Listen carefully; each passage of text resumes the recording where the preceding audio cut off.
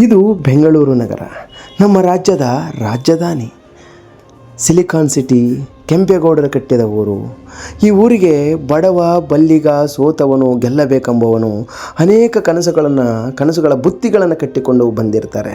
ದೇಹಿ ಅಂತ ಬಂದವನಿಗೆ ಒಂದು ತೂತು ಅನ್ನ ಕೊಟ್ಟು ತನ್ನ ಕನಸನ್ನು ನನಸಾಗಿ ಮಾಡೋದಕ್ಕೆ ಸಹಾಯವಾಗುವಂಥ ನಗರಿ. ಇಲ್ಲಿ ಎಲ್ಲ ಥರದ ಜನಗಳು ಸಿಗ್ತಾರೆ.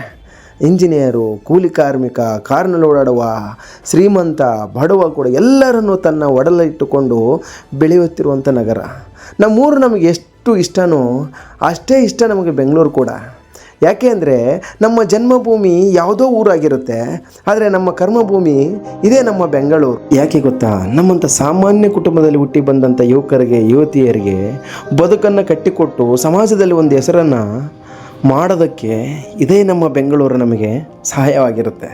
ಸೊ ಅದಕ್ಕೆ ನಾವು ಬೆಂಗಳೂರಿಗೆ ಒಂದು ಸಲಾಮನ್ನು ಹೇಳ್ತಾ, ಈ ಬೆಂಗಳೂರಿಗೆ ನಾವು ಚಿರಋಣಿಯಾಗುತ್ತಾ, ಯಾರೋ ದೂರದ ಊರುಗಳಿಂದ ಅಥವಾ ಬೇರೆ ರಾಜ್ಯಗಳಿಂದ ಬಂದವರು ನಮ್ಮ ಬೆಂಗಳೂರಿನ ಬಗ್ಗೆ ಕೆಟ್ಟದಾಗಿ ಮಾತಾಡಿದಾಗ ಸಾಮಾನ್ಯವಾಗಿ ನಮಗೆ ಕೋಪ ಬರಲೇಬೇಕು ಕೂಡ. ಯಾಕೆಂದರೆ ಬೆಂಗಳೂರು ಕೂಡ ನಮ್ಮೂರೇ ರೀ.